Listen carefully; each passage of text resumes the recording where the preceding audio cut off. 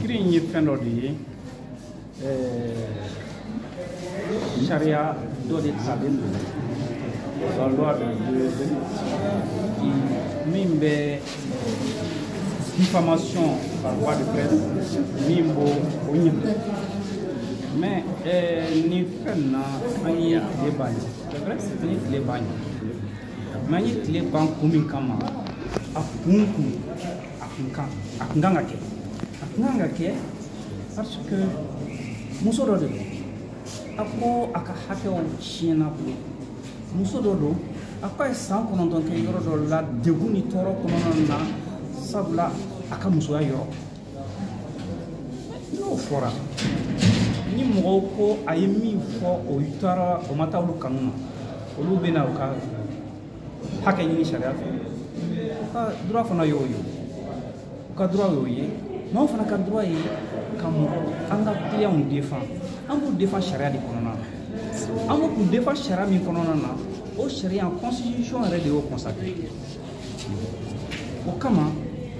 an nana an ɲɛna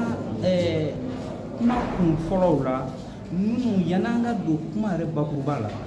sariya sɛbɛn minnu bɛ yen nɔ n'olu sɔsɔlen don an y'olu da kɛnɛ kan mais ni juge ko olu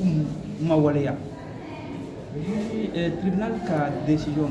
tribunal ye décision min fɔ anw ye avocat ye an bɛ to ka décision fɔ hali n'an man d'an ye an taara kuma kɔnɔna na kuma kɔnɔna ye fɛn caman jira bɛɛ tun bɛ salle kɔnɔ bɛɛ y'a faamu sisan min don a jalakira jo dira ma ce qui est sûr et certain bɛɛ y'a faamu min kɛra a tɛ se ka nin bɛɛ dilan a tɛ se ka nin bɛɛ dilan a fɔra ko fatɔ don u y'a bila ka taa psychologue fɛ yen psychologue wɛrɛ ko fatɔ tɛ a fɔra ko a ka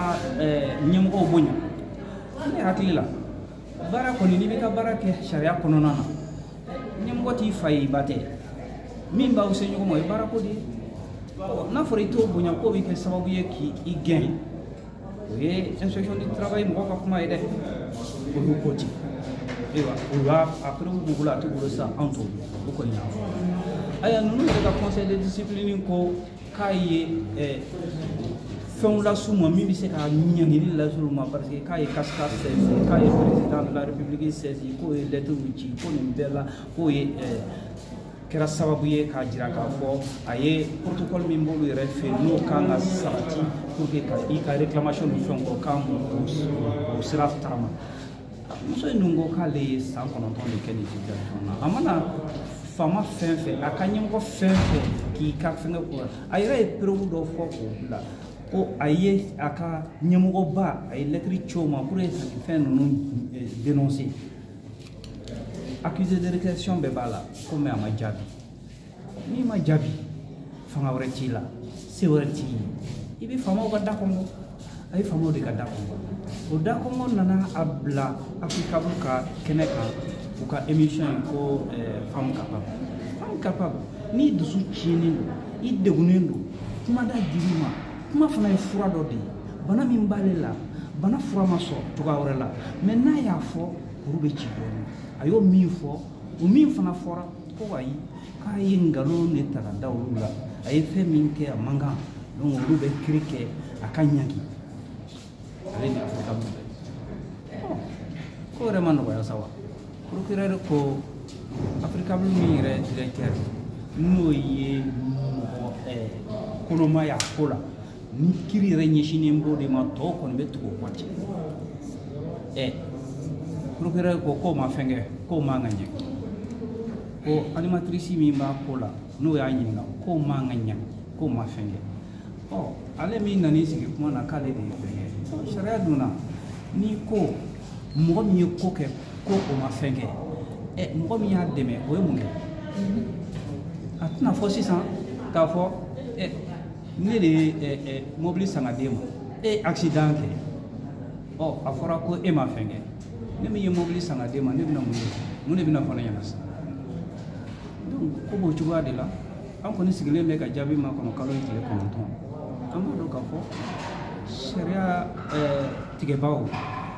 mɔgɔninfin u bɛ ji min u bɛ se ka fili mais anw dalen b'a la k'a fɔ